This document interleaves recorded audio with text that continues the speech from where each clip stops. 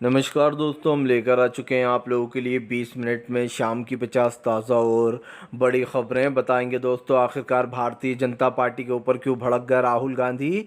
कहा मोदी सरकार के तमाम वादे झूठे, लेकिन कांग्रेस का घोषणा पत्र यानी कि गरीबों की दोस्तों एक तरीके से लॉटरी। आखिरकार क्यों दोस्तों आरएसएस के सर्वे में बीजेपी की हो रही है करारी हार। प्रधानमंत्री और गृह मंत्री अमित शाह को लगा बड़ा झटका। क्यों भारतीय जनता पार्टी के ऊपर भड़क गया असदुद्दीन ओवैसी, और कैसे अखिलेश यादव ने फिर से बीजेपी को कह दिया 400 हार। तमाम मुद्दों पर बात, लेकिन उससे पहले अगर आपने अब तक हमारे चैनल को सब्सक्राइब नहीं किया, जल्दी से कर लीजिए। पास में एक घंटी आएगी, इसको भी दबाइए ताकि हर वीडियो की अपडेट आप तक पहुंच पाए। दरअसल आपको बताते चले दोस्तों, प्रधानमंत्री नरेंद्र मोदी को लगा बड़ा झटका। राहुल गांधी ने खोला बीजेपी के खिलाफ मोर्चा। आपको बताते चले, राहुल गांधी ने प्रधानमंत्री के ऊपर हमला बोलते हुए कहा कि कांग्रेस का घोषणा पत्र मुस्लिम लीग नहीं बल्कि गरीबों का सहारा है। राहुल गांधी ने कहा कि प्रधानमंत्री तो झूठे वादे करते हैं और चले जाते। 2014 के बाद से प्रधानमंत्री ने एक भी वादा पूरा नहीं किया, लेकिन हमारा घोषणा पत्र गरीबों के लिए बहुत ज़रूरी है। राहुल गांधी ने कहा कि हर गरीब परिवार की एक महिला को हर साल 1 लाख रुपए महीने खटाखट बैंक में आता रहेगा। यानी कि दोस्तों अगर जोड़ा जाए महीने का 8,000 कुछ रुपए हर महीने, हर महिला, आप समझिए गरीब परिवार की एक महिला को, ऐसे कर कर हर साल गरीब परिवार की एक महिला को 1 लाख रुपए दिए जाएगा। राहुल गांधी का बयान वायरल भी हो रहा है, जिसमें वो कह रहा है खटाखट पैसा आता रहेगा। राहुल गांधी ने कहा सबसे पहले हम देश की गरीबी दूर करेंगे। जब मोदी सरकार कुछ पूंजीपतियों का 20-22 पूंजीपतियों का दोस्तों 16 लाख, आप समझिए 1,000 करोड़ रुपए, 16,000 करोड़ रुपए माफ़ कर सकती है दोस्तों, 16 लाख करोड़। तो फिर दोस्तों आप समझिए गरीबों के लिए अगर ये कर दिया जाएगा तो देश से कितनी बेरोज़गारी कम हो जाएगी। इस बात का राहुल गांधी ने सरकार को जवाब दिया। राहुल ने कहा जैसे ही हमारी सरकार आएगी हम गरीबों के लिए काम करेंगे। आपको बताते चले दोस्तों, फिलहाल प्रधानमंत्री नरेंद्र मोदी को बड़ा झटका। आरएसएस के सर्वे में ही बीजेपी की बुरी हार, 180 भी पार नहीं कर पा रही आरएसएस। दरअसल आपको बताते चले, द हिंदू अखबार के अकॉर्डिंग अगर देखा जाए तो बीजेपी 180 भी पार नहीं कर पा रही है।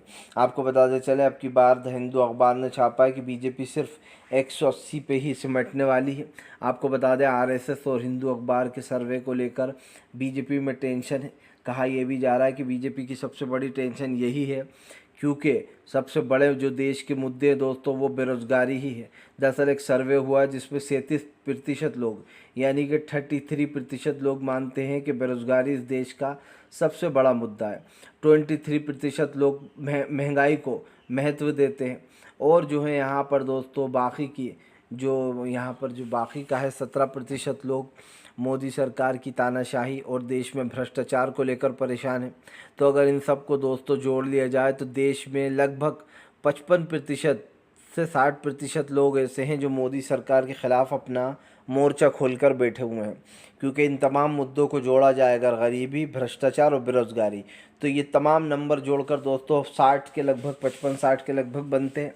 ऐसे में आप समझ सकते हैं कि बीजेपी का जीतना मुश्किल ही नहीं बल्कि नामुमकिन होता चला जा रहा है।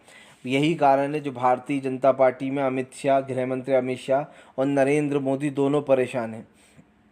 दोनों को इस बात की चिंता सता रही है कि आगे अब क्या होगा, क्योंकि जाहिर सी बात है इस सर्वे में तो बीजेपी की हार हो रही है और भारतीय जनता पार्टी को टेंशन हो रही है कि अब वो आगे क्या करेगी, कैसे इस सबसे निपटेगी।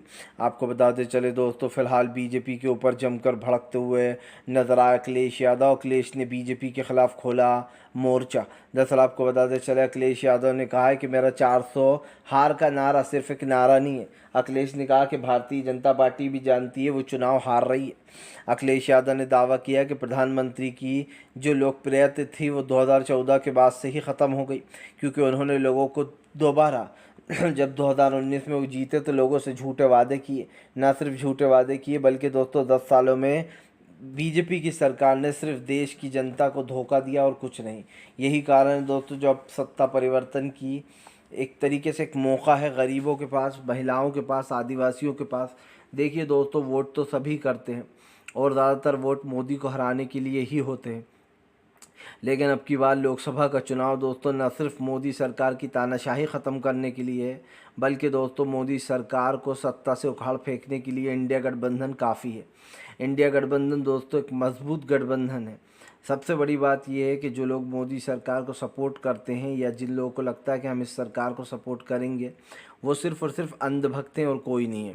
आपको बताते चले दोस्तों, फ़िलहाल एसबीआई नो नीड अभी भी, यानी कि एसबीआई जो बैंक है दोस्तों, वो अभी भी पूरी जानकारी नहीं दे रहा है। आरटीआई ने किया खुलासा। दरअसल आपको बताते चलें, आरटीआई ने आरोप लगाया है कि एसबीआई जो है वो अभी भी डेटा नहीं दे रहा है, पूरा डेटा उसने नहीं दिया है। एसबीआई कह रहा है कि हम ये डेटा ऐसे ही नहीं दे सकते, ये हम किसी सुरक्षित हाथों में दे सकते हैं डेटा। आप समझिए ऐसा डेटा में क्या है दोस्तों जो एसबीआई छुपाने की कोशिश कर रहा है।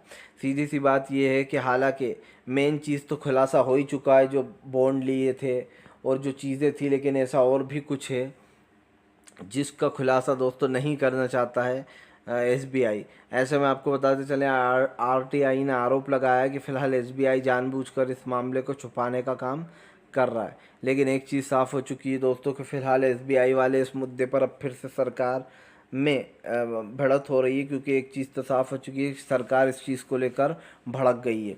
आपको बताते चले दोस्तों, फ़िलहाल प्रधानमंत्री नरेंद्र मोदी और ममता बनर्जी आए आमने सामने। ममता बनर्जी ने भाजपा को घेरा, कहा देश के लिए खून भी देने को तैयार हूँ। दरअसल आपको बताते चले, कल ईद का दिन था।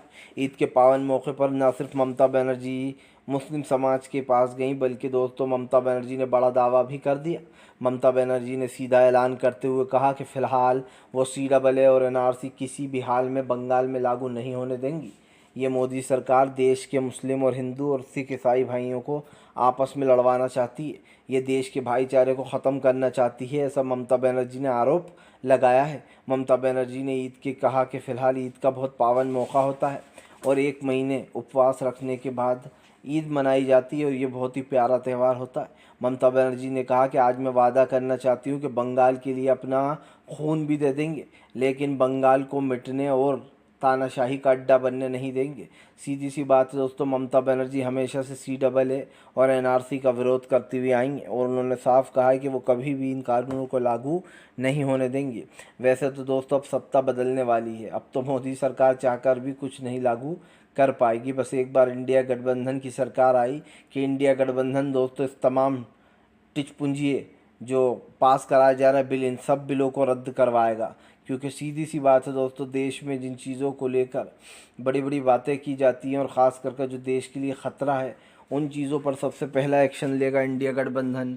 चाहे वो दोस्तों किसान बिल हो, चाहे किसानों की MSP की गारंटी हो, ये तमाम मुद्दे हों। कांग्रेस ने अपने घोषणा पत्र में तमाम गारंटियों का वादा किया है दोस्तों, और कांग्रेस ने साफ कहा है कि वो इन वादों को पूरा करेगी।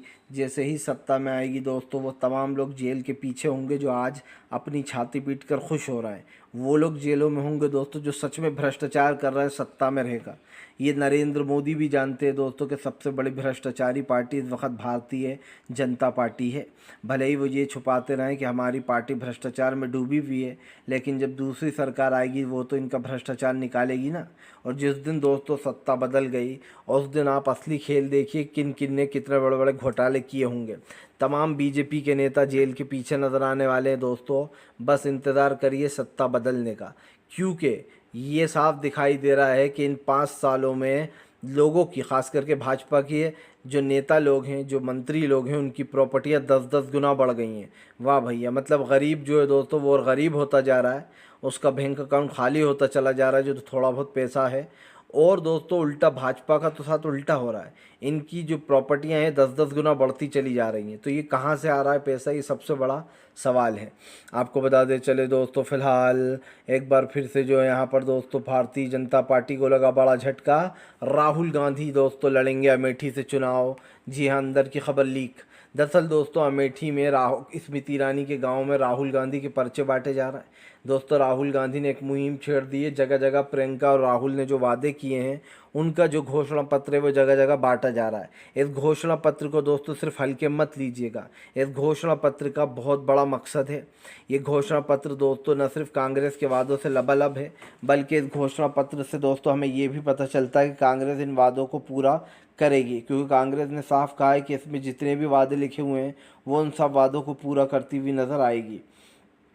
कांग्रेस के इस घोषणा पत्र के दोस्तों कई मायने भी हैं, और ये घोषणा पत्र तेज़ी से सोशल मीडिया पे वायरल भी हो रहा है। तो इस पर कम से कम जाहिर सी बात है दोस्तों, प्रधानमंत्री नरेंद्र मोदी के जितने भी वादे हैं वो सारे के सारे झूठे साबित हुए हैं और ये आने वाले कुछ वक्त में ही लोगों को पता चल गया।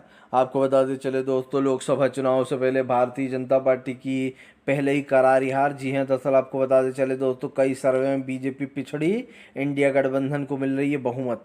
दरअसल आपको बताते चले दोस्तों, हालांकि मैं इन सर्वों पर अब बिल्कुल भरोसा नहीं करता हूँ, क्योंकि दोस्तों हमने देखा सर्वे में हर जगह कांग्रेस जीत रही थी जब 3 राज्यों के चुनाव हुए, लेकिन जब गिनतियाँ शुरू हुई तो भैया क्या हुई गड़बड़ी ये सब जानते हैं। अब इस पर विश्वास करना लोगों ने बंद ही कर दिया सर्वों पर। लेकिन सीधी सी बात ये है दोस्तों कि चाहे कोई सा सर्वे कुछ भी बता दे, सच्चाई तो यही है कि इंडिया गठबंधन दोस्तों बीजेपी से मजबूत है, क्योंकि इस गठबंधन में तमाम मजबूत जो नेता है दोस्तों वो हैं, ममता बनर्जी हैं, अरविंद केजरीवाल हैं, आरजेडी तेजस्वी यादव हैं दोस्तों, उद्धव ठाकरे हैं।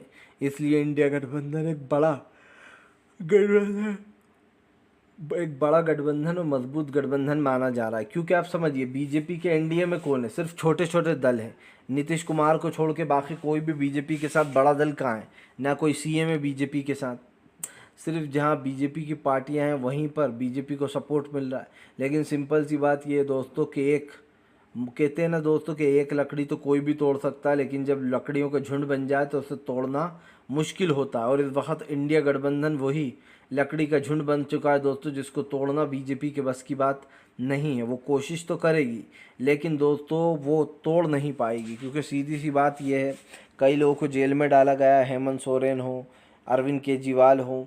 लेकिन दोस्तों सच्चाई ये है कि अरविंद केजरीवाल से लेकर तमाम नेताओं पर सिर्फ दबाव बनाया गया ताकि वो लोग दोस्तों बीजेपी के साथ आ जाएं।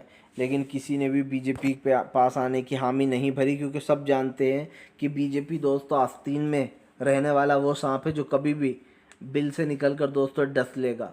और आप समझिए, बीजेपी ने ऐसा कई बार किया है, कई बार उसने कई पार्टियों को जो यहाँ पर डसा है। और इसीलिए भारतीय जनता पार्टी पर कोई भी विपक्ष का नेता भरोसा नहीं करता। आज वो कहती है हम आपके साथ हैं, कल उसी पार्टी को धोखा दे देती है और उनके ही नेताओं को तोड़ लेती है। तो ये तो सभी देख रहे हैं, ये किसी छुपा नहीं है। आपको बता दें चले दोस्तों, फिलहाल एक बार फिर से मच गया घमासान। प्रधानमंत्री नरेंद्र मोदी और वर्सेस राहुल गांधी में छिड़ी जंग। दरअसल आपको बता दें चले दोस्तों, प्रधानमंत्री ने कांग्रेस के घोषणा पत्र को बताया मुस्लिम लीग, और अब बार बार उस चीज़ को दोहरा रहे हैं। वो बार बार जगह जगह कह रहे हैं कि कांग्रेस का घोषणा पत्र पहले का ज़माने का है, जब जो है यहाँ पर मुस्लिम लीग थी और ये सिर्फ मुस्लिमों के फ़ायदे का है। एक तरीके से वो ये कहना चाह रहा है। लेकिन दोस्तों कांग्रेस ने बताया कि कैसे प्रधानमंत्री कांग्रेस के घोषणा पत्र को देखकर डर गए। दरअसल दोस्तों राहुल गांधी ने, खास करके कांग्रेस ने, जो अपना घोषणा पत्र तैयार किया है वो सिर्फ हवा में तैयार नहीं किया। वो तमाम जो दोस्तों देश के मुद्दे हैं जनता से पूछकर उस पर तैयार हुआ ये घोषणा पत्र। खास कर राहुल गांधी लाइव भी आए थे, उन्होंने लोगों से बात भी की, तमाम मुद्दों पर बात हुई। तो राहुल गांधी ने बताया कि ये घोषणा पत्र हमने इसलिए बनाया है क्योंकि हमने जनता से बात की थी और जनता ने हमें बताया कि कैसे जो है यहाँ पर उनको किन किन चीज़ों की आवश्यकता है और वो क्या चाहते हैं, क्या होना चाहिए देश का मुद्दा। तो उनको तमाम घोषणा पत्र में जारी किया गया कि जैसे ही सरकार आएगी इन वादों को पूरा किया जाएगा। सीधी सी बात ये दोस्तों, अगर देश को बाबा साहब अम्बेडकर के संविधान पर चलाना है, देश को अगर संविधान के हिसाब से ही चलाना है दोस्तों, तो ये सत्ता को आपको बदलना ही होगा। क्योंकि दोस्तों सब जानते हैं कि सत्ता बदलेगी तभी दोस्तों देश का विकास होगा। भारतीय जनता पार्टी पूरी कोशिश करती है कि वो देश की अखंडता और ख़ास कर दोस्तों सत्ता का दुरुपयोग करे।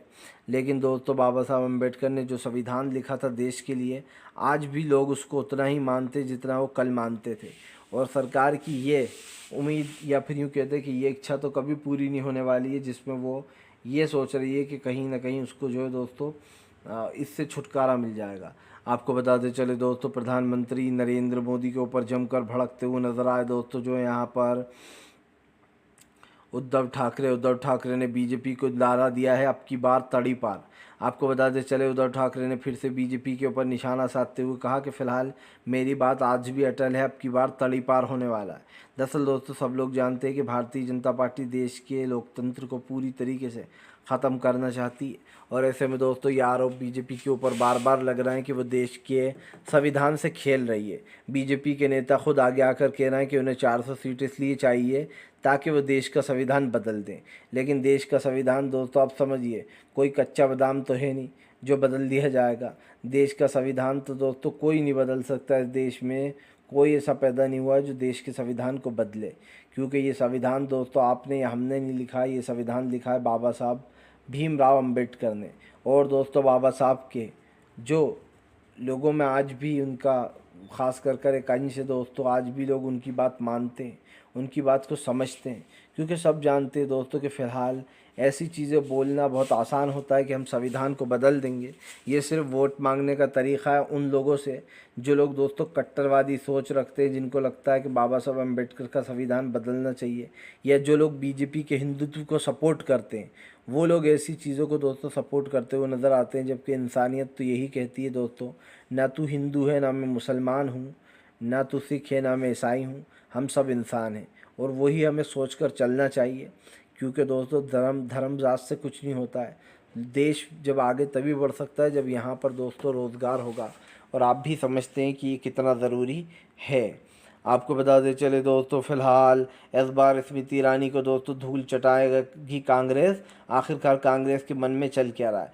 दरअसल दोस्तों सीधी सी दो बात निकल कर आ रही हैं, या तो दोस्तों अमेठी से राहुल गांधी चुनाव लड़ेंगे दोस्तों, या फिर रॉबर्ट वाड्रा भी चुनाव लड़ सकते हैं। आपको बता दें चले अमेठी की सीट पर दोस्तों अभी भी सस्पेंस बना हुआ है, क्योंकि अमेठी में दोस्तों पिछली बार राहुल गांधी को स्मृति ईरानी के सामने हार गए थे राहुल गांधी। ऐसे में स्मृति ईरानी हमेशा उन्हें ताना मारती हैं, लेकिन दोस्तों स्मृति ईरानी भूल रही हैं कि उन्होंने अमेठी के लिए कुछ नहीं किया, और अब की बार नंबर दोस्तों स्मृति ईरानी का है। अमेठी से दोस्तों स्मृति ईरानी को बड़ा झटका देने के लिए कांग्रेस की पूरी तैयारियां हो चुकी हैं। ऐसे में आपको बताते चलें अब की बार कांग्रेस पूरी तैयारी के साथ है कि वो किसी भी तरीके से अमेठी से स्मृति ईरानी को उठाकर बाहर फेंकेगी, क्योंकि दोस्तों सीधी सी बात यह है, स्मृति ईरानी ने अमेठी के लिए कुछ नहीं किया।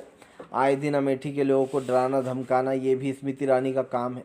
याद होगा आपको, जब अमेठी में एक पत्रकार ने स्मृति से सवाल पूछ लिया था, तो स्मृति ईरानी ने कहा था कि मैं तुम्हारे बॉस को वो करूँगी कॉल, और दोस्तों बेचारे की जॉब चली गई थी।